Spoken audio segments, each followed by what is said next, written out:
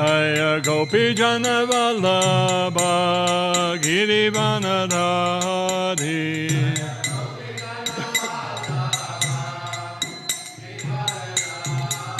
Jaya Gopi Jana Vallabha Girivanadhari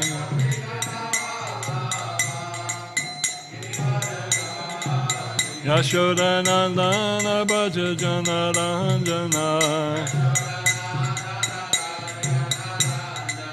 Yashoda Nandana Bhaja Jana Ranjana Yamuna Tihira Vanachari Yamuna Tihira Vanachari Jaya Radha Madhava Kunja Bihari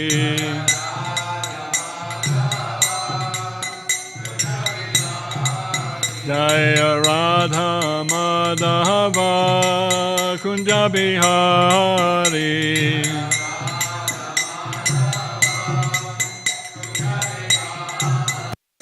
Hare Krishna, Krishna Krishna, Hare Hare, Hare Rama, Hare Rama, Rama Rama, Hare Hare, Hare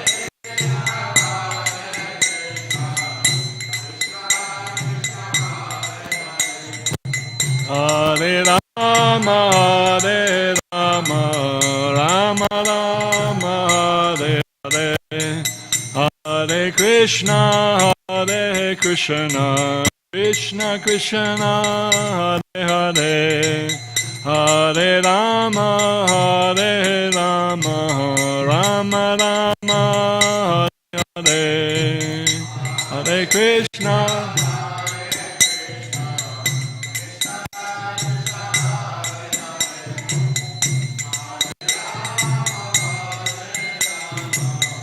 Rama Rama Hare Hare Jaya Vishnupad Paramahansa Parabhakta Stotra Satra Śrīmad Divine Grace A.C. Bhaktivedanta Swami Srila Prabhupada Ki Yatra Śrīmad Bhāgavatam Ki Yatago Premanandi. All glories to the assembled devotees. All glories to the assembled devotees. All glories to the assembled devotees. All glories to Sri Sri Guru and Gauranga. Om Namo Bhagavate Vasudevaya Om Namo Bhagavate Vasudevaya Om Namo Bhagavate Vasudevaya.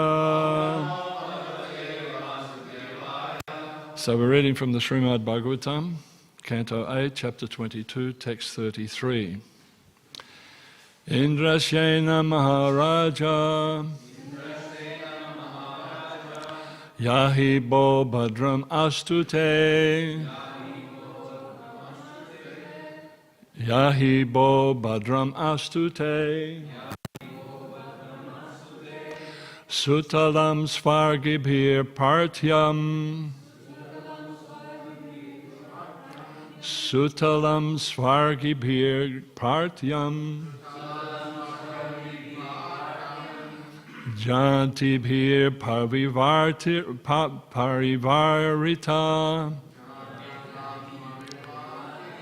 Yatibhir Parivartirita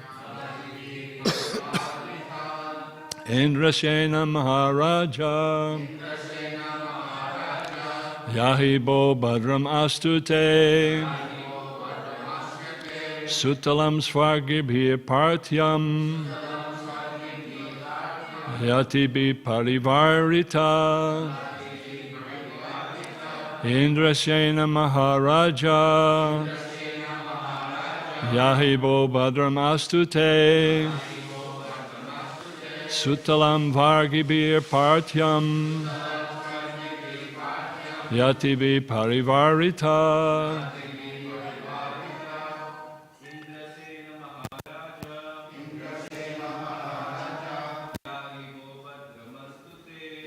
Yaibo Bhadramastute Bir Patram Yati Bir Parivaritam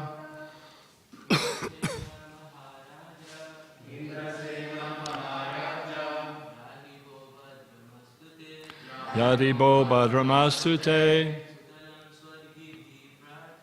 Sutalam Svagibhi Patram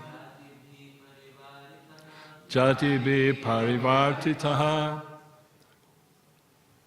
Ladies? Indrasena Maharaja Yahibo Bhadramastute Sutalam Svagibhi Patyam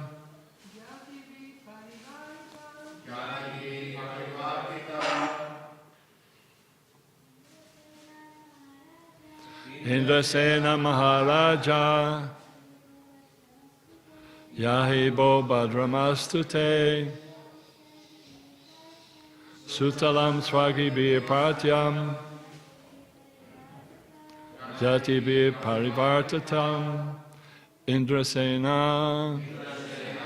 O Maharaj Bali, Maharaja, O King, Yahi, better, Go, Bho,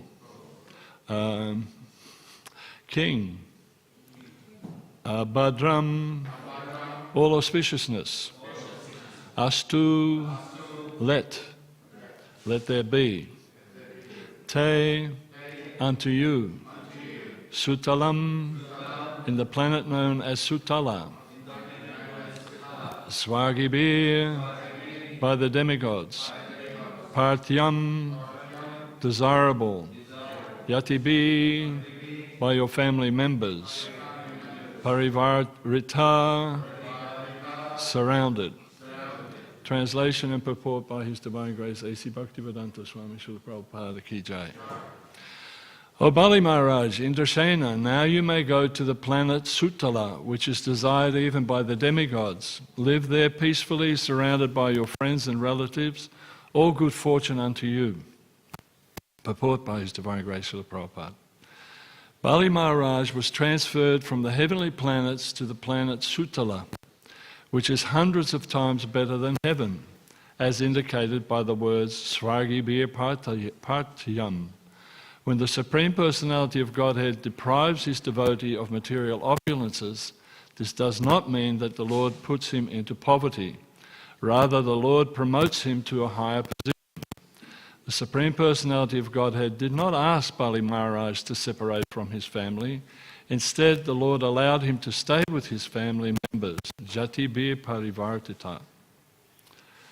So, yesterday, Vrajaraj Prabhu gave a nice class on this section, and Bali Maharaj was given immense opulences by the Lord due to his devotion, his sacrifice, and his unwavering faith. Here's why the Lord Vishnu ultimately blessed him, and there are 6 reasons why Bali Maharaj is basically blessed. The first one is his great devotional service. He had an amazing devotional service. Bali Maharaj, despite being from a demoniac lineage, there are demoniac personalities, Daicha dynasty, he was actually a great devotee, and a great devotee of Lord Vishnu. When Lord Vamanadev approached him as a young brahmachari, asking for 3 paces of land, he didn't suspect anything. He thought something must be happening, but he didn't really suspect anything. And Bali Maharaj surrendered everything, surrendering everything over the last few lectures. A couple of weeks now we've understood how surrendered actually Bali Maharaj was. So he was completely surrendered to the Lord.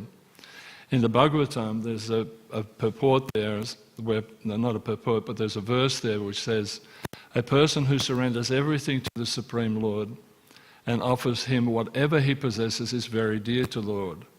So throughout the past few weeks, we've been told how we should just give everything to the Supreme, just like Bali Maharaj.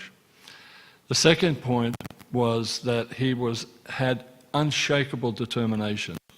He was just so convinced, this is what I should be doing. Even when Śrīmad, his spiritual master, his guru, tried to stop him, warning him that Vishnu was tricking him, Bali Maharaj refused to go back on his promise. He said, I've made this vow, that's it, I'm sticking with this vow. So again in the Bhagavatam 8:19-36, the Lord said, even if Lord Vishnu himself has come to deceive me, I will not break my word. Let him take everything. So this is Bali Maharaj's conviction. He didn't care. Let's let the Lord take everything. So that determination is really something that we should model ourselves on. So what is the promise that we've made to Lord Vishnu, to Krishna, ourselves, those of you that have been initiated? You have taken vows. You've taken a solemn vow before Krishna. It's not like Vamanadev wasn't there at your initiation. Krishna was there. Krishna was right there, both in the deity form, in the representation of the spiritual master, in the Bhagavatam. Krishna's non-different from the Bhagavatam. What else? So we've got the spiritual master, we've got the deity form, we've got the Śrīmad Bhāgavatam. What was another aspect of Lord Vishnu that was there at the Yajna when you took initiation? Siddhi-vista, the fire of the Lord. Siddhi-vista, sacramental fire. And so Lord Vishnu was there. And we have to, and all the associated devotees. The devotees were there also. So we made a promise, a vow. And how strict we follow, like Bali Maharaj, as strictly as we follow that vow of following the regulative principles, chanting 16 sincere rounds every day, minimum, that will determine, what did Prabhupada say? If we follow this, we go back home, back to Godhead. So this is a vow that we've made. So like Bali Maharaj, we should be as determined to follow that vow. Every morning when we wake up in the morning, we convince ourselves and analyze ourselves. Am I true to my vow? Am I staying with my vow? When temptation comes, we have to bring this vow back up. Am I true to my vow? Am I chanting my 16 rounds with attention? As I was just listening to a question and answer session by Keshava Maharaj. Those question and answer sessions were just amazing. I don't know if some of you had the opportunity to take his association, but his question and answer sessions were the highlight of his visit, I thought, and some of the questions that the devotees gave were great. And yesterday I was listening to the one young men and women were giving in the northern suburbs. And one of the ones there was also about keeping strictly the vows that we've made, being attentive in our chanting. So we can be guaranteed, Lord Krishna is saying over and over and over again, if you follow the vow that you've made to me, then I will protect you and I will save you. So the third point is his humility and acceptance of defeat. Vamanadev expanded into a gigantic form, Trivikram, and covered the entire universe with 2 steps. And since there was 1 step left, the only step that the Lord could, that Bali Maharaj could offer was his head. So again in the Bhagavatam, in the verse there in 8:22, just to revise some of the verses that we've gone through, you have taken everything from me, Bali Maharaj said. You have taken everything from me, my wealth, my kingdom, even my body. Now I offer you my head. Please place your 3rd step on my head. So the supreme humility that Bali Maharaj had moved the Lord to bless him with greater opulence. He was so enamored by the devotion that Bali Maharaj was showing that he was just completely overwhelmed by his humility and his surrender to the Lord. So there have been some amazing classes over the last few months by people like Prahladananda Swami and by S.B. Keshava Maharaj, highlighting, because this is a large section of the Śrīmad Bhāgavatam, it's highlighting this point of renunciation, of giving things up, relinquishing the material world. That doesn't mean, though, that we have to be negative about the material world and that there isn't any happiness within this material world. There is happiness within this material world if it is dovetailed to the service of Krishna. There's nothing more ecstatic than to see the deity form of the Lord, especially, it's interesting now that we're living in the western suburbs, it's rare that we get an opportunity to see Radha Vallabha Gaur-Nitai and Jagannath Baladev and Subhadra on the altar here. So when you come and you haven't seen the deities for a while, it's like a blessing, it's a joy that fills your heart, a real happiness to see how wonderfully they're being worshipped and how beautiful they look. So this is happiness. There's happiness when you have the transcendental association of great devotees, like we've had in the past few months. How ecstatic has it been, you know, to just sit and listen to these advanced devotees and their realizations about God consciousness. And it fills you with happiness. To have the association of people like Keshav Maharaj, where you feel that association, that friendliness, that camaraderie, that here's this young man who's taken up the path of renunciation and he's happy. Everywhere Maharaj went, he was happy. Always smiling, always exuberant. And this is what Krishna consciousness can do. It's not that we have to be miserable. When we dedicate our lives by surrendering, by dedicating our lives and renouncing the material aspects of this material world, the happiness that comes from devotional service is insurpassable. Prabhupada actually used to coin the phrase, chant and be happy. So by chanting and really chanting Hare Krishna, you will become extremely happy. And happiness is a thing that we're all searching for. I mean, Prabhupada used to call the hippies back in the 70s happies instead of hippies. It was interesting, one point that I noted last night when I was listening to Maharaj, and he was talking to the group of young people. Were you guys there in the northern suburbs? Yeah, you were there? You were sitting in the corner there with the whole group, right? And Maharaj turned around to you and said, actually, it's you guys, people of your age, that started this movement. Do you remember him saying that? He said it was actually you young people of 16, 17, 18 years of age that started this Hare Krishna movement. Do you remember that? Were you there, Mataji? No. You were the ones that actually started this Hare Krishna movement.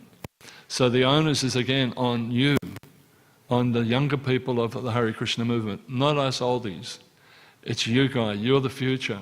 And I was so enthused to see your enthusiasm, all the young people's enthusiasm, to really follow Maharaj and really hear what he's saying, because he was living that life. He was like you. He was 21 years old when he took to devotion and became a renunciate. I mean, this is amazing, you know. It was really interesting. I said to him when we were talking later on, those of you that were there at the Encore Centre, who was there at the Encore Centre in the western suburbs? Were you there? Wasn't it amazing? It was over. Were you there? Did you miss out on the Encore in the western suburbs? Were you there? There's about 1,000 people in the auditorium, you know, and people flocked to Maharaj after the class, especially the younger kids. And I was outside. Now, from previous life experiences, when we used to go to pop concerts and stuff like that, you know, if the main star would be leaving Festival Hall or something, like Bob Dylan or something like that, and he was hopping in his limousine, you know, there'd be a swarm of people around the car and following the car. And here was Maharaj. I'd never seen anything like this in Krishna consciousness before. He was like a rock star. He was in the car, the window was down, there were a group of people all around him, and he's still signing autographs on his book, you know, and the car went off and they're all chanting and dancing. It was just ecstatic. It was ecstatic, and everybody was happy.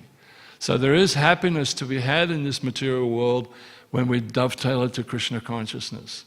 We can have rock concerts, like we're going to have at Radhastami, Rath Yatra. We can have fabulous prasadam, you know. We can have wonderful association, we can have dear friends. How is it when you see an old friend and an old god brother, how happy you feel? My god brother is here today, and he's coming down to help with the Rath cart. And again, I haven't seen him for about a year, isn't it, Prabhu, or so? And again, it fills you with happiness. So there is immense happiness. We are the happies. Hare Krishna is the happy. Like even when we went to the Parliament of the World Religion, when we went to Parliament with Maharaj, right? And he enlivened and he lifted everybody up. You know, the devotees and the politicians were lifted up to another level. The deputy premier was there, the opposition leader. The opposition leader is actually a Bhakta. He's just such a nice man. And he appreciates the devotees so much. So happiness is there. So yes, we have to surrender and we have to give up material things, material desires. But in the same token, it's not all gloom and doom. Oh God, I've got to give up watching TV and I've got to give up my iPod, I've got to give up this and that. No, you dovetail it, you chant it and put it into Krishna consciousness. So the fourth one was that we learned from this was testing and rewarding his devotion. So Lord Vishnu wanted to test and purify Bali's devotion, making him an eternal example. So we need examples in our lives. We need people that we look up to. And so Krishna was actually testing Bali Maharaj to purify him and to show this is a real example. After Bali had lost everything, you know, so his pure devotion. So in our work with other religions, as you know, I work with interfaith and dealing with other faith traditions. In all the faith traditions, every single one of them, the love for God is tested by those people that are following a particular tradition. And sometimes it can be horrendous, the test that you're put under from those different faith traditions. Like say, for example, in the Sikh tradition, some of you know some of the history of the Sikh tradition. They were persecuted like anything. And they were so oppressed by Mughals and different different people that invaded India.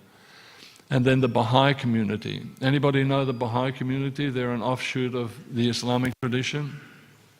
Again, even to this very day, they are under persecution, suffering in different countries because of their faith.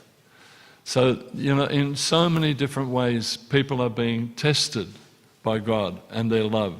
Another one, and they remain true to their faith, no matter what punishments or what atrocities are enacted on them, they remain faithful to their tradition and to their love of God and their concept of love of God. Even to the extent with the Christians. Most of you know, I've mentioned it several times, that the Christians also went through such great suffering by following their faith. For those of you that aren't aware of it, there was times when the Romans used to persecute the Christians to such an extent, horrific suffering.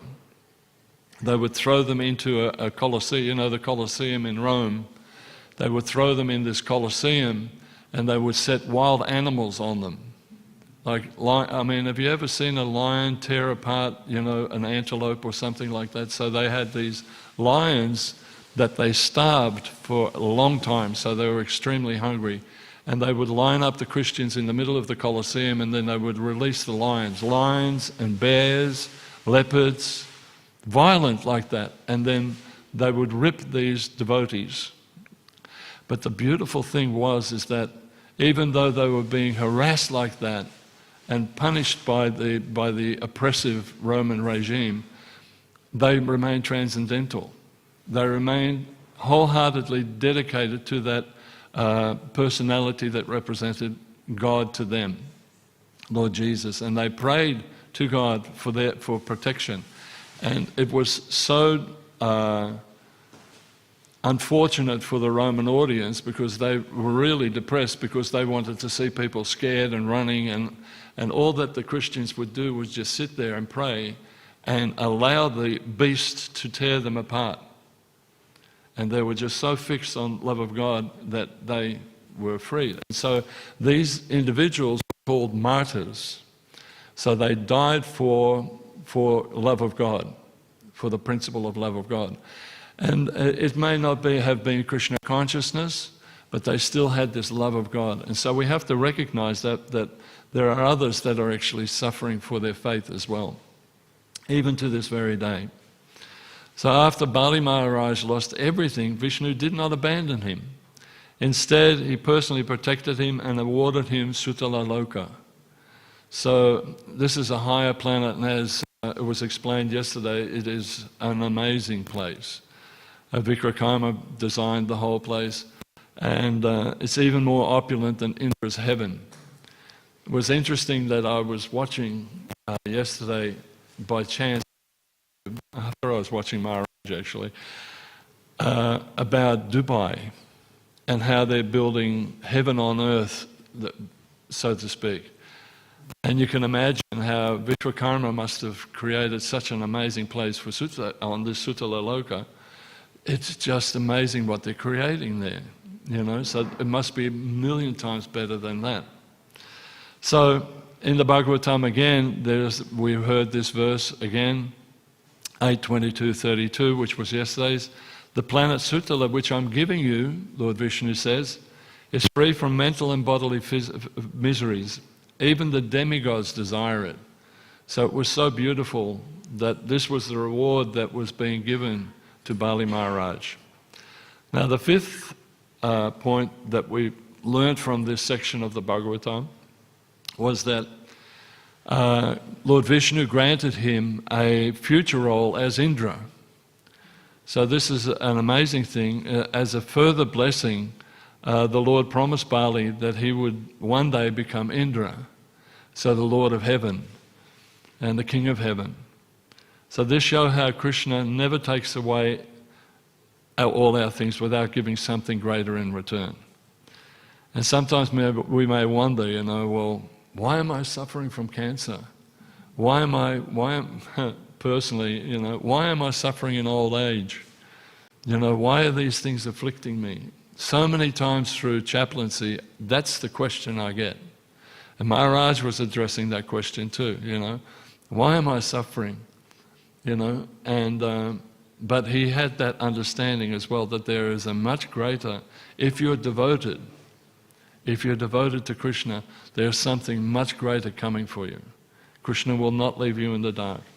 He never takes away without giving something greater. So if through all the trials and tribulations you can remain Krishna conscious, you can remain listening to Prabhupada's classes, you can remain chanting as best you can, Krishna will give you something greater. And the greatest thing that he gives you, even more so than Indra's position, because really who wants Indra's position? It's just another material position in a sense, but a heavenly. He gives you his lotus feet that you can go back home, back to Godhead. So again from the Bhagavatam 8:23-6, in the future when the period of Manu is over, you shall become Indra, king of the heavenly planet. So Krishna gives everything to you if you follow through. And this is the thing that when I do chaplaincy work, and especially when I do palliative care work with devotees, even with non-devotees, like if I'm talking to the Hindu community, I say, stay as God conscious as you can, and Krishna will reward you. God will reward you at the end, even when I'm talking to Christian people. And that gives them solace. Take on this suffering, just when I'm dealing with, say, Christians, take on this suffering as Jesus took on the suffering when he was about to die. There's an interesting story also, again from Christianity, when everybody knows how Jesus was nailed to the cross, and there was two people beside him, two thieves. And one thief was complaining, why the hell am I here, I'm suffering like this, why don't you get me down from the cross? And the other one was surrendered. He said, I know that you're a messenger of the Lord. Please, can you advocate for me? And I'm sorry for all the actions that I've caused in this life. And I don't know why they're putting you to suffering. I deserve to suffer because of the sins that I've committed, but you don't deserve this. You're a messenger of God. And Jesus turned to him and he said, for your faith, you will join me today in paradise. So again, because we have a little bit of faith in God, just a little bit of appreciation that the suffering we're going through is a temporary thing, if we dedicate that to Krishna, then actually there's something greater waiting for us. And sometimes we may complain, oh, my knees are aching, my back is aching, and so forth. As many of you know, that's what I'm going through at the moment. I often say, people come up and say, oh, how's your back now? How's your knees now? I say, listen, it's slow burn karma. Krishna is so merciful to me. He knows that I couldn't take a big heavy whack, so he said, okay, this Bhakta das, I'll give him just a little bit of pain over here and a little bit of pain over here. He can just tolerate it and he'll remain Krishna conscious, so it's a slow burn karma. So I'm very grateful for the Lord that he's actually just... And you welcome it, because I deserve it. Just like that person on the cross, I've made a lot of mistakes, but I have faith in you. I have faith in the representative of God, Srila Prabhupada, to take me back home, back to Godhead. And as was confirmed to that thief on the cross, today I will take you to paradise. And Krishna here again is advocating this. If you go through this austerity, if you go through this life and stay true to your vows, then I will look after you, I will reward you. So the final point that we've learned from these lessons over the last few weeks is number 6, is the Lord becomes your doorkeeper. The Lord becomes your doorkeeper. Since Bali had nothing left but his devotion, and that's what we end up with. We end up with nothing but our devotion. What have we put into this life? What devotion have we put into this life? And the Lord will personally become your doorkeeper in Sutala Loka, showing how dear Bali was. So he'll protect him. And again, from the quote that we learned during that period of time, was 8:22:25, I will always be present as your protector in your kingdom. So we can understand that the Lord will always be there to protect us. Always. Never doubt that at any stage. When we surrender fully to the Lord, even if they lose everything, even if we lose everything materially, Krishna personally protects and blesses them beyond our imagination. Beyond our imagination. We'll be so overwhelmed when we finally go to the spiritual world and we see Krishna face to face, and he'll welcome us. And sometimes it's hard to understand, but this is just amazing, how much Krishna actually loves each and every one of us personally, and how much he actually wants us back home with him and love him personally.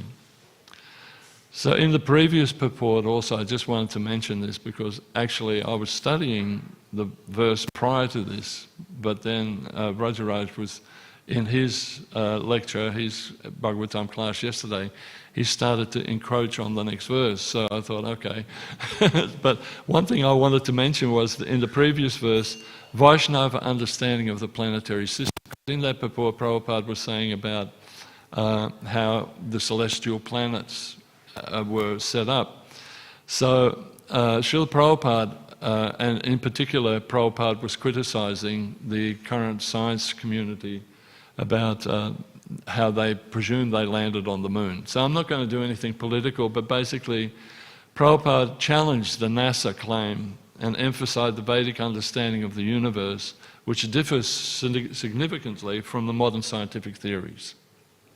Significantly. But here we're hearing so many things at the moment about the Mars landing, and you see the rover on, is it the rover? What's the one that's on Mars at the moment, that's crawling around Mars? Huh? It's the Mars rover, is it? Okay. And then you've got the moon rover, and then India is now so proud that they've shot a rocket to the moon and they've landed on the moon and they're taking photos and everything like that. But Prabhupada is saying they didn't. One interest, and we can go into whole conspiracy theories and all that kind of stuff, and I'm really not into it. A lot of devotees are, but I don't care really. If you speak to some devotees, oh yeah, but they could never have gone through the Van Halen belt.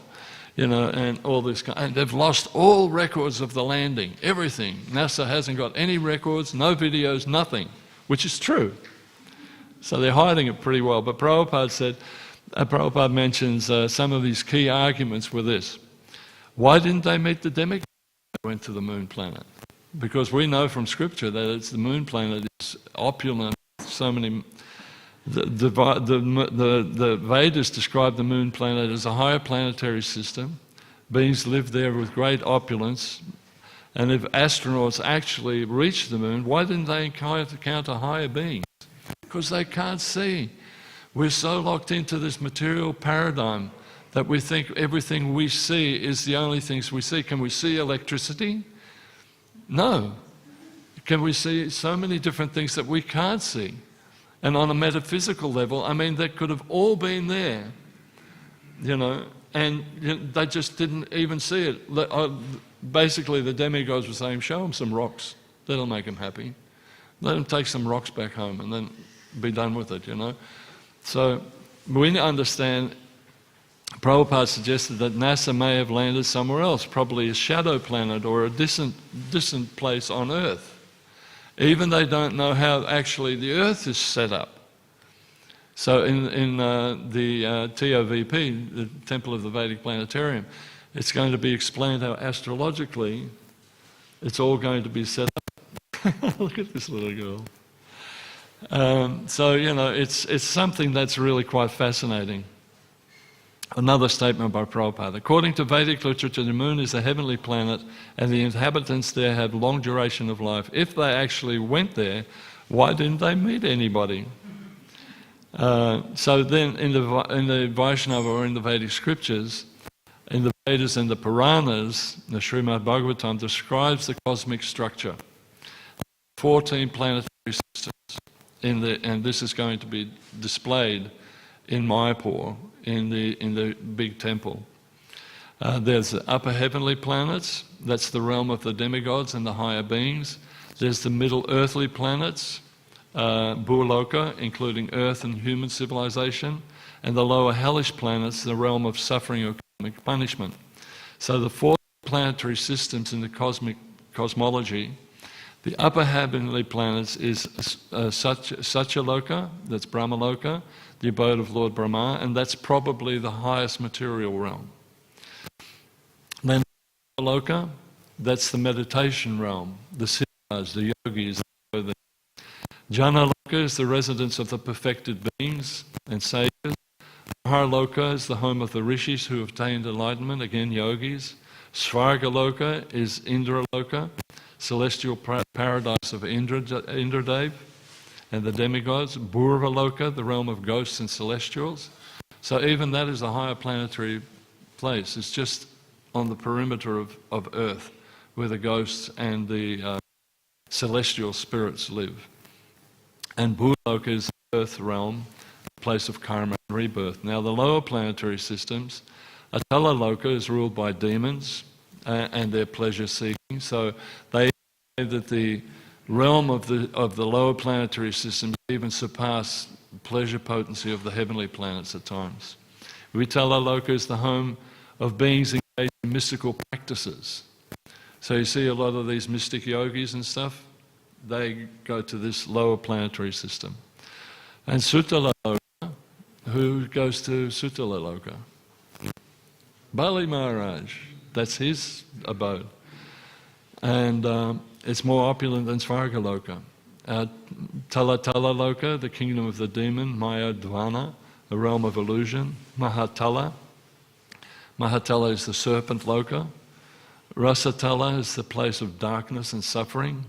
And Patala Loka, that's the lowest planetary system. So the Vaishnava scriptures explain that after death the soul migrates to one of these destinations.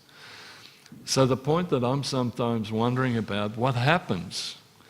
Because we say that at the moment of death we go into another body. When do we go to these heavenly planets?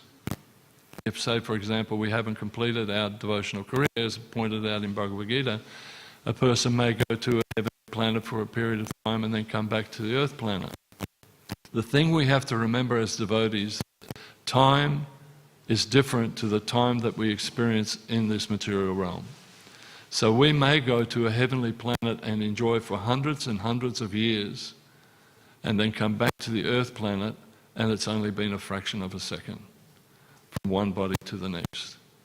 So sometimes people are confused, oh, well, if I go to a heavenly planet, I'll come back hundreds and hundreds of years later. It's not like that, because the time arrangement is completely different. We have this concept of time on the Earth planet, which is different to the cosmic time. So it's quite interesting when you study that a little bit. So these are a couple of quotes from Bhagavad Gita just to finish up. After enjoying celestial pleasures, when their piety is exhausted, they return to the Earth planet. Thus those who seek temporary enjoyment come and go. This is from Bhagavad Gita 9:21. So again, there's this thing, you know, that you can go to the heavenly planets for a period of time and come back. 8:16 says, all planets in the material world, but what reaches my abode never returns from this cycle of birth to this cycle of birth and death. And finally, in the Bhagavatam 10:28-14, those who attain Krishna's abode never return to this material world. So our goal is, let's go to the spiritual world. Let's be like Bali Maharaj, follow those 6 principles and go back to the spiritual world. Yeah, you too, young lady. You're going back. This is your last lifetime. Yes. So we're all going back home, back to Godhead. And if we follow the tradition that Bali Maharaj has put forward here, we will go back home, back to Godhead. The most important out of all those 6, you know, the renunciation, the most important one is the vow that we have also made to Vishnu, to Krishna. We have to be strict with our vow. Don't treat it lightly. You've made a promise before God, you know, and we have to fulfill that to the best of our ability. So strive as hard as you can to fulfill that vow. So I'll stop here, and I wanted to just finish up just quickly on some understanding about Rath Yatra. So tomorrow is the wonderful 14th Rath Yatra here in Melbourne, Mahaprabhu Mandir, linked with the St Kilda Festival. The St Kilda Festival people love us. We are so part of that whole festival scene that they have put us in between the 2 main stages, right? So you've got one big stage over here. We used to be on the outer, right on the outside, and people would drift through. Now what they've done is for the last couple of years, they've put a smack dab in the middle of 2 big stages. So you've got Peter Garrett. Anybody know Peter Garrett? Yeah, you know Peter Garrett. You know Peter Garrett. Wow, that's interesting. So we've got Peter Garrett performing over here and some other rock bands performing over here. And so what happens is the crowd go from one stage to the next stage, and we're right in the middle, and we capture them right in the middle. So we've had this opportunity, and so in Vaishnava tradition, particularly in Jagannath worship, the festival, by pulling the ropes of the cart of Lord Jagannath, greatest act of spiritual merit, devotion and purification. We are making it available for people to actually elevate themselves to a greater degree. Whatever they do on this day, Jagannath will secure them a position much higher. We were talking about Bali Maharaj and how he progresses up, much higher than they ever would have got prior to this. Lord Jagannath is a form of Krishna known as Patita Pavana. Patita Pavana means the saviour of the fallen. Lord Jagannath has come to save the fallen souls. That's what Jagannath's job is. He's really looking forward to it, actually. You can see him smiling like anything. He's really keen to get off the altar. Let's go, boys. So it's said that by simply touching or pulling the ropes of his chariot, one directly serves the Lord and is blessed with his mercy. Oh, these people have come. They've come to see me. Oh, they're attempting to touch the rope. They're pulling the rope. I love them so much. I'll give them so much mercy. This is, again, in the context of we can see the mercy of the Lord. So in the Chaitanya Charitamrita, Madhya Lila 13:23, it states, the ropes of Lord Jagannath's chariot are as powerful as the Lord himself.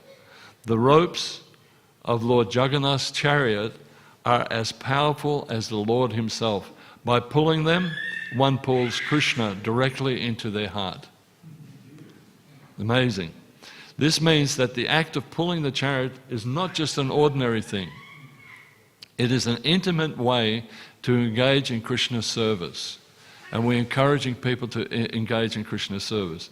According to the Skanda Purana, anyone who participates in Rath Yatra, even by seeing, touching or pulling the ropes, is free from lifetimes of sinful reactions and attains spiritual progress. Lifetimes of sinful reactions. This is the potency of what we do here every year. It is such a brilliant opportunity. You know? By pulling the chariot, the devotees symbolically pull Krishna closer to their heart and remove the karmic burdens that keep them in the cycle of birth, death, and repeated birth, death, and disease and old age. So by pulling, it's symbolic. So the ropes of the Rath cart are seen as a connection between the devotee and the Lord. Just as ropes pull the chariot forward, it is believed that those who pull the ropes are spiritually pulled towards Krishna and his eternal abode. So we've had the devotees of the Lord working on this way. We now have our own Rath cart. It's not coming anymore from New Govardhan. But we still have the beautiful association of the devotees from New Govardhan coming down to show us how we actually should drive this thing.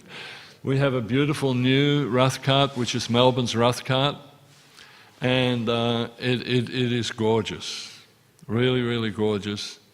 And the Lord is so eager to hop on this. He's got a new altar. Srila Prabhupada has a new altar. He's looking forward to hopping on there as well. And this is the first time that we have our own Rath cart. Well, we had our own back in the 70s, and that was His Divine Grace Srila Prabhupada himself. But now that we've got our own, so it's not just what? It's not just, she's keen for it.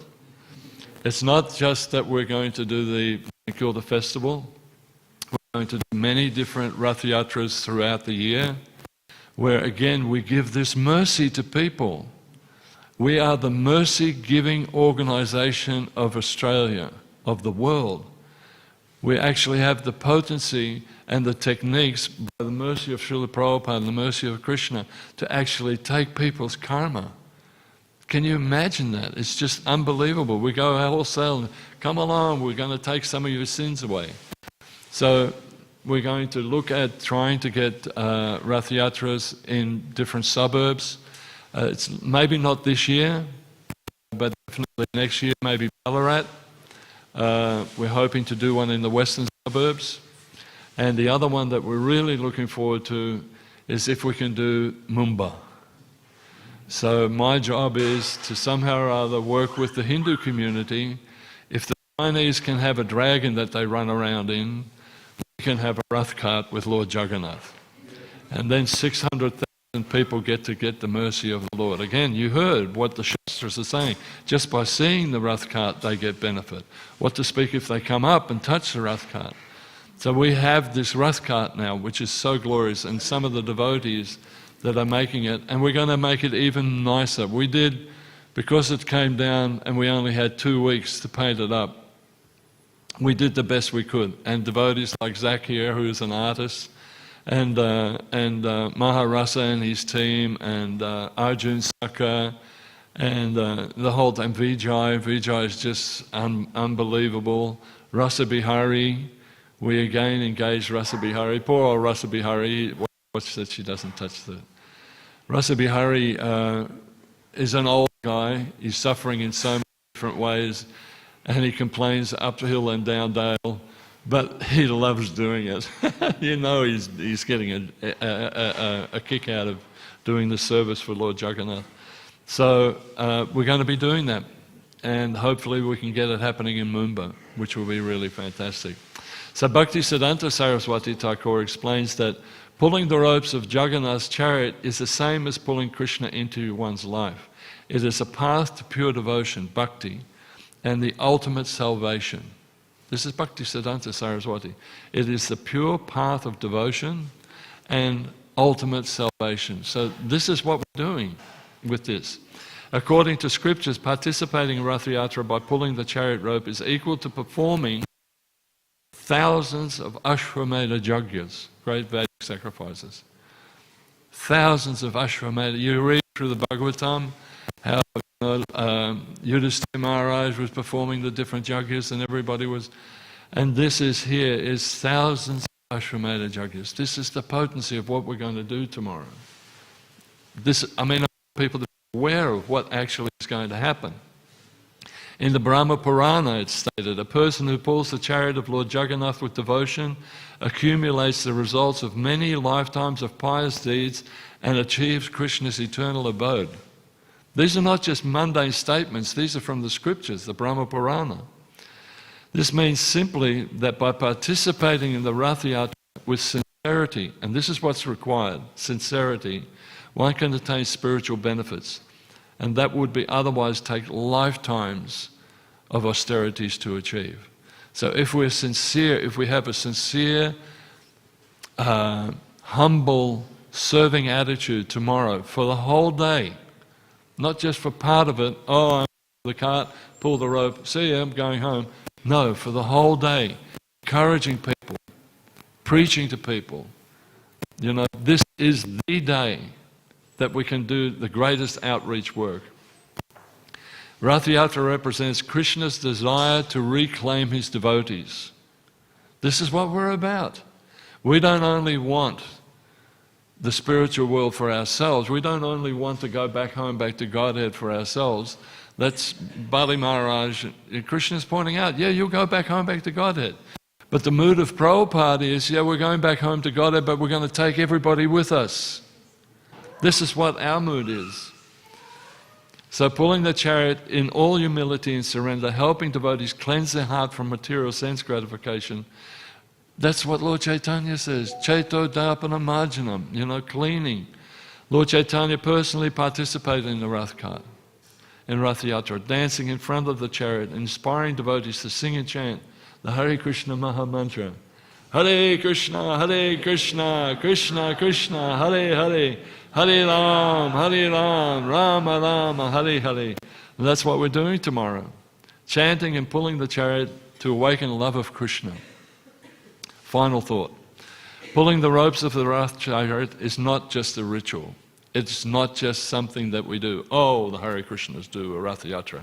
It's not just a ritual. It's an act of divine love, a path to liberation, an opportunity to pull Krishna into our lives forever. We are going to make such a difference to people's lives. Devotees make such a difference to people's lives. Like even when S.B. Maharaj was giving the class at Parliament, the lecture at Parliament, and a lot of people thought, well, there weren't so many people there, but he affected two people in particular. Two people in particular were enamored and completely besotted by Maharaj's presentation, wasn't it, Gopa? And it changed their lives. One minister, one lady from the Labour Party who was an associate of the Premier, said that I had no feeling of doing service for humanity through my parliamentary duties, and February was just like, oh God, I have to go to Parliament. But after hearing Maharaj and the positive attitude he had, she said, he changed my life completely. And just that one moment's association. So it's so important. So it is a very, very special day. And there are a couple of points, I hope we can just go over a few points. I want to maintain that everybody should stay Krishna conscious the whole day. No switch off. Just stay Krishna conscious. What's our aim in Krishna consciousness? To give Krishna to as many people as possible. Manamohan and the devotees are working at making sure that every conceivable prasadam, desire that people may have, any food that you even can think of, pizza, chips, pasta, blah, blah, it's all going to be there. It's all going to be there. So people are going to partake in taking prasadam. Do as much service as possible during the day. Don't just be a spectator, but do as much service as you can.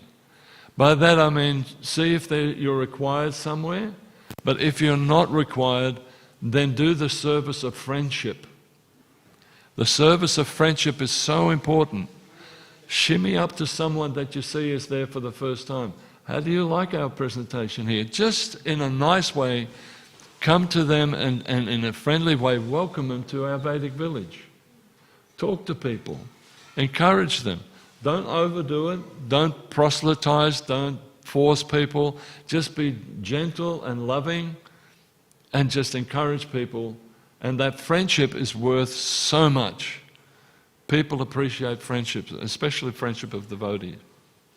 So serve as much as possible. If you see an area where they need service and someone asks you, hey Prabhu, can you go and get this for me, or can you do that?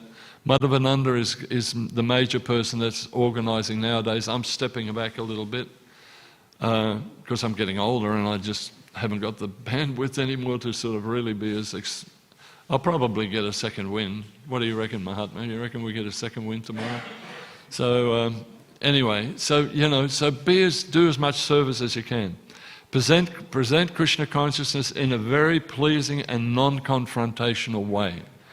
Don't throw a Bhagavatam class at a person. Don't start really heavy, you dog, you eat meat, don't worry about that. Just be really, really friendly. Give them as much association as you can possibly be. Non-confrontational. Don't be shy. That's another thing. Maharaj was making that point, remember? Because he was saying also that he personally is a shy person. And sometimes people feel, oh, should I approach that person or not, I feel shy. But just say, hi, you having a good time here today? Yeah, I'm having a good time. Are you a Hare Krishna? They'll ask you, are you a Hare Krishna? Yeah, I am. Oh, really? Tell me something about Hare Krishna. If you approach them in this friendly way, then things start to happen. Make connections. Don't waste this opportunity. I've pointed out how auspicious this day is in the calendar. So make the most of it. Be friendly to everyone. Don't push in. I have to emphasize this. There's going to be a lot of people queuing up for prasadam and everything, and I hate to say this, but sometimes, and there's going to be a big Indian community, right? And they like pushing in. I'm sorry, that's part of their nature. They just shimmy in front of you. Let that happen, it's okay, but don't you start pushing in. Oh, I need to get this, excuse me. Be as friendly as possible, and don't push in also on the ropes. So we're trying to make arrangements that the cart itself is segmented off. People can't get close to the cart. And then we have the beautiful girls that are going to be dancing. Mataji, big wave out to you. Have you got the fans and everything ready? The girls are ready? So these guys are the celestial demigoddesses that are presenting the Lord. So you have to give them their space because they're doing such a good job, They're going to be attracting so many materially minded people. But what? Yeah, well that's also there. And also if you're pulling the rope, you're getting the mercy already. Every day you get to see Lord Jagannath. Every day you get this auspiciousness. And even if you touch it today, tomorrow, the rope, you're done. Encourage people. If you see, like what's happened in the past over the years is that people are reserved to come and pull the ropes because there's so many devotees that are pulling the ropes. And they feel this must be just something exclusive for the devotees. So the devotees should back off and allow non-devotees and the congregation and people from everyday life come and pull the rope. Yeah, pull it. Because you know what's happening. As soon as they touch this rope, you've been an instrument in helping them to go back home, back to Godhead. You reckon Krishna doesn't love you for that? Oh, look, my Bhakta is helping this person to go back home by touching the ropes of Lord Jagannath's cart. That is more important and more beneficial to you than you pulling the rope yourself. You have to understand that. So encourage as many people as you can to pull the rope, non-devotees, okay? Don't hog the rope. That's the mantra for this Rath Yatra. Don't hog the rope, okay? Don't say, oh, I've got the best posse here, I'm going all the way, oh, yeah, you know. No, okay? Give it to other people. Share the mercy. Huh? Yeah, seek them out. Find them. Yeah, go get them. If you see them right over there, hey, excuse me, come on, this is for you, come and chant. And if they don't, that's fine. They've seen the rope, but they may say, oh yeah, I wasn't really going to, okay, all right, I'll pull the rope. Thousands of sins are eradicated. Thousands. It is said, and this is a fact, it is said that, you know, a person has so, you know, at the time of death you see your life flash before you. It is said that if a person has pulled the ropes of the Rath cart, even though they've done nothing devotional for the rest of their life, when it comes to that day that they pulled the ropes for Lord Jagannath, everything stops. That's the point in their life that it stops. No more recall of past lives. It's all that point. So this is the importance of Jagannath. I can't emphasize it enough. It is such an important thing. Prabhupada, we're so merciful that Prabhupada has brought us to the Western world. Did you want to say something? Yeah, yeah. That's right. The other thing I want to point out is don't be overly ecstatic in the kirtan. Act nicely and consider others. Sometimes we get too exuberant. You know, where's Prabhu? Okay? Stay calm. Chanting is wonderful, but you don't have to go lacquer. You don't have to go completely insane. I'm not saying that he does. He's a little bit of an overdoot, but you know, when it's in a public sphere, people are judging us. If we chant nicely, it's attractive. If we chant erratically, people go, what the hell is that guy on? You know, they can't relate to it. But if you're nicely chanting, Hare Krishna, Hare Krishna, then people say, oh yeah, I could do that. I can do that. If it's like bouncing around too much, or don't mind, if the brahmacharis get into a huddle and they just go completely insane and, you know, like, up and down and then swirling around and arm in arm, that's okay here in the temple. We can control it here, you know. But there we want to make sure it's more conservative. And you as a senior brahmachari should just control them a little bit, because it spoils it a bit, in a sense, you know. We want the ladies that are doing the fanning to also be really a prominent part. We want the bhajan band, the kirtan wallahs to be able to do it properly, and we want the enthusiasm there. Okay, we can go a little bit off schedule when the Lord finally comes back to his destination, then we can go a bit hardcore, but before that, just let's keep it very moderate and very controlled. Is that okay? Is that all right? On a couple of minor things, be careful of pickpockets. I'm not kidding. A lot of people don't wear expensive jewelry. Whatever you do, don't wear expensive jewelry, necklaces, or anything like that at Rath Yatra. People has lost thousands of gold jewelry over the past couple of years. There are Indian people, again, no offense, but an Indian woman last year, she stole so many things. She picks on the elderly especially, and she watches where you put your bag down. She watches what you're looking, and if you've got a gold bracelet or you've got a gold necklace, and before you know it, we get notification on the stage, somebody's gold necklace is missing. So there are pickpockets there that will use that opportunity to actually do that. They come specifically to They come. to do that. Yeah. Did you know that? They come specifically, they know that at Rath Yatra, the ladies like to wear opulent clothing and beautiful saris and jewelry and so on and so forth. So they come specifically to rob them. So please be careful. Be aware the stage performances in the evening are designed to capture the attention of the broader audience. Okay? So we have the great opportunity of having Joaquin and Sri Keshava from Global Party People. They just did a wonderful Holi festival in New Zealand where 15,000 people turned up, and the Prime Minister of New Zealand also turned up, and they were the main attraction. So they provide music, especially at the end of the program, around about 7 o'clock.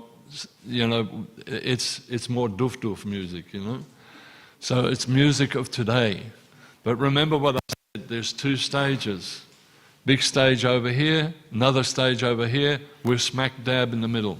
So they're watching some doof thing happening over here and some reggae thing over here, and then in the middle they come and they hear, wow, that sounds pretty attractive, It may not be so attractive to us, but everything that they sing is Krishna conscious. Everything. So it's not that they're singing mundane songs or anything like that. Everything has been orchestrated and worked out that there's a Krishna mantra in there. And so it may be a modern tune that we can't relate to, but it gets a crowd in. Like, say, for example, one of the things they told me they're doing this year, some of you may know it, some of you may not know it, the Macarena. Who knows the Macarena? Hey, Macarena, right? Hey, Macarena. So they've adapted that to a Krishna conscious tune. So it's really, so it's fun, and it gets people in. And then we also have the Harinam Ruchi band. They're going to be performing on stage. And we've got our own super rock group that are also going to be performing, Paul Fox and his crew. They're going to, so a little bit of a jam session there with rock and roll. So not all the music is necessarily spiritual or Vedic. It's Vedic because we're presenting the holy name. So please be attentive to that and be mindful. Last year I got a lot of complaints. Oh, why are we having this doof music? I said because it attracts people. They hear it and they come. And guess what? When they come into that area, what have we got there? Prasadam! Ask my mom if you want to stop the doof music. There's no way. Because people came and then they're really vibrant for about 15 minutes and they go, God, I need something to drink and something to eat. Hello, take prasadam. So we have to do that. The other thing is that please volunteer to stay behind. Like I said, it is an all-day event. It doesn't stop at 9 o'clock. It's an all-day event. We're setting up and we have to take it down again also. So anybody that comes, if you're able to, if you're physically able to and you haven't got kids to look after, it's a full day. I mean, take a break tomorrow, it's fine, or the next day, but help with the cleanup. Manamohan and his crew were desperate last year. It was really so difficult for them. And then when things get left behind, it's such a shame. Remember last year, I wasn't there last year because I had COVID. Remember last year at the back of the stage we had this beautiful Lord Jagannath? Can anybody remember that last year? He was huge, you couldn't miss him, he was up on stage there. Guess what? He was destroyed. We left him there, the next day we went to go and pick him up and they chucked him in the dump master or something. We couldn't find him. We asked the authorities, where did Jagannath go? Where did that statue go that we had at the altar? No. So because there weren't enough people to help Manamohan and the crew to clean up, we lost this stuff, We lose so many things because, people can't stay behind. So we need volunteers. When the Rath cart comes back, We need people to volunteer to take the decorations down so we can use them the next year. We need people to help with, when Lord Jagannath eventually goes from his altar, we need people to take the decorations down and at the end of the day help take the altar back. Now what's happening is also all the paraphernalia attached to Rath Yatra is going to stay here in Melbourne. It's not going back to the farms. The chair is going back to the farm, but we've secured a place, Wilby's transport, we've got our shed and everything secluded there, and all the paraphernalia that's attached to Rath Yatra is going back there, so we can utilize it throughout the year. So if you can help out, please help out. If you need a little sleep in the afternoon or something because you've been working hard all day, that's okay, then come back at 9 o'clock and just help out. You know, we want to clear this area as quick as possible and help Mother Mohan. Mother Mohan is actually sick. He rang me up yesterday. He's very, very sick. So I hope that he'll be okay, but let's see how it is. Any update on his condition? Is it COVID? Okay. So it's just a bad flu or something, right? Hopefully he'll be okay. He's a major part of this thing. He organises the whole prasadam and everything. The card reading is going ahead. This is, everybody know the card reading? They're looking for volunteers for that. That is our major preaching. It is such an important preaching aspect. Anyway, I'll stop here. Has anybody got any questions or comments at all? Yes, mate. That festival you're talking about, is that actually when? Sorry? That festival you're talking about, I don't speak much. Oh, it's happening tomorrow. It's happening tomorrow, that's, St Kilda Festival.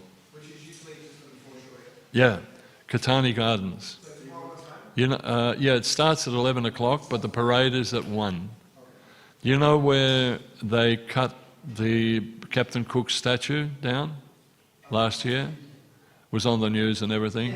Right, you know the yacht club? That's where we're set up. Okay? Look forward to seeing you there. Any other comments or questions? Yes, Mahatma Ji. And look at these, the ladies are doing such wonderful jobs. This is all going on the cart. Hare Krishna Bhaktadas, Hare thank you Bol. very much for a wonderful class and all the things about the Rath Yatra. I noticed you said 2 or 3 times to improve the chanting. So can you give us some dictation how to improve the chanting, please? Improve chanting? Yeah. Be more mindful. Be more attentive. That's what Maharaj was saying all through. I learned so much from him in this section, in this visit. Be more attentive. Really make it a prayer. That was the other instruction that he gave. Be prayerful in your chanting. Don't make it just a routine thing that I've got to do every morning. Make it a prayer, first thing. You are, like he was saying, you are communicating directly with Krishna when you chant Hare Krishna, Hare Krishna. So make that really mindful as best you can. You're going to drift off and thoughts are going to come, but always bring it back to that mantra and understand what that mantra is. The mantra is non-different to Krishna himself. His name and him are non-different. So when we chant his holy name, Hare Krishna, Krishna Krishna, Hare Hare, Hare Rama, Rama Rama. Hare. Krishna is right there. Like Prabhupada said, Krishna is dancing on your tongue. So God, Dancing on the tongue. you know, I mean, can you believe the gift that we've been given? God, the creator of all the universes, not just this universe and all the galaxies, everything that you see is connecting with you, you know? And you being the principal personality, the king of this body, because in your body resides millions of other living entities. You know that. Other spirit souls are residing in your body. You're the king of this body. So by you chanting clearly and soulfully and prayerfully, you're helping all the living entities that are in your body. Even those that are there only for a partial time, you do evacuation, they're gone. These are all living entities. They're all souls. Imagine that. You have 1 million souls living in your body. There you go. They're the souls in your body, and you are the king of this kingdom. You also seeing that the brain works, there's the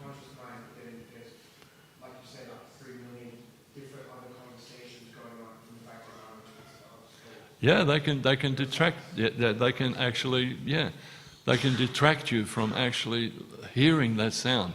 But if you do it prayerfully, really sincerely and prayerfully, then you'll feel it. You know, and that's what's required, Prabhu. That's right. In every atom there is Krishna. Every atom there is Krishna. Yeah, even in the atom. Yeah. So we lose that concept. We think we're an individual, that's it. But we're actually responsible for billions and billions of souls living within this body. Yeah. So when we take prasadam, when we chant, when we follow vows, we're helping them. You know? Thank you Those very souls within your body that you're nurturing, in a sense, Thank you. will have a human body in the next lifetime to be able to continue on. This is what you're doing for them. So, okay? Thank you very much. Thank you, Prabhu. Any other comments or questions? Where, Prabhu? Yay, Hare Bol. Hare Krishna Prabhu, thank you for the nice class. Thank you for your nice question. You were talking about maintaining our faith in the times of struggle. But we see in the case of Prahlad Maharaj, he had that spiritual credit from his childhood, and that's how Bali Maharaj, and he could maintain his faith. But sometimes as youngsters, we don't have that much spiritual credit. So how can we maintain our faith? You don't know if you haven't got that spiritual credit. Like I just said, if you're an amoeba in the body of a devotee, you're getting spiritual credit. You get it? So by you being a devotee, you're helping so many people, and you may have been a small part of another person's body even, or a saintly person, or you came in contact with a senior devotee. We don't know. So that's a mystery in a sense, how you don't know what happens. It's just incredible. Like even a Rath Yatra, how you're going to affect somebody, how you're going to change how that happening is going to change a person to become a devotee. You don't know. Does that answer your question, or? Yeah, thank you. Okay, Prahlad Maharaj was in the womb of his mother, and Narad Muni was preaching to him, correct? And from that connection, but he was already an exceptional soul that Narad Muni would preach to him, right? So, and when he was in the womb of the mother, what was he? He was just a little globule, in a sense, right? So you have millions of globules in your body, trillions. So in the same token, if you put that exposure to the Supreme Personality to everybody around you, including the living entities within your soul, you're giving them the greatest opportunity to be like Prahlad Maharaj and have that devotion. You get it? So will that spiritual credit also help us in maintaining our faith when... Okay. Speak up and say it again. Will that spiritual credit help us maintain our faith? Will that spiritual credit help us maintain our Krishna consciousness? Absolutely. We help each other. That's the whole point of Rath Yatra. We're helping each other. Your spiritual credits will help you, but then in the same token, association will help you, service will help you, renunciation will help you. All those points that Bali Maharaj was showing and doing. So yeah, it will all help you. But you have to make the ultimate decision. Yes, this is what I want, and not material energy. And then we go to that whole renunciation. You have to give up what is detrimental and take on what is positive. And you in particular are doing a wonderful job. Now be an inspiration to other people as well. Tomorrow, really see that this is such a special time. How can I've been given the mercy, and I can understand. I heard your questions to Maharaj and everything, and all the sannyasis that come. You're a very elevated person. I'm not just blowing you up. You should actually be out there preaching like anything. Give people your association. Give people that opportunity to have what you've got. we don't want to go back home, back to Godhead by ourselves. I want to go with you guys, right? So really take it to heart and be really thankful for what's been given to you. And that's what Prahlad Maharaj did, you know. He had such conviction that even he was supposed to follow all these demoniac things, but he got his schoolmates at 5 years old to start chanting Hare Krishna, and they were all in ecstasy, you know. So go for it, okay? Yes, Prabhu. Jai. Thank you. Haribol. All right, Prabhus. Jagannath Rath Yatra ki. Are we going to go and get out there and really do a big job for Lord Jagannath? Yes. Hare Krishna.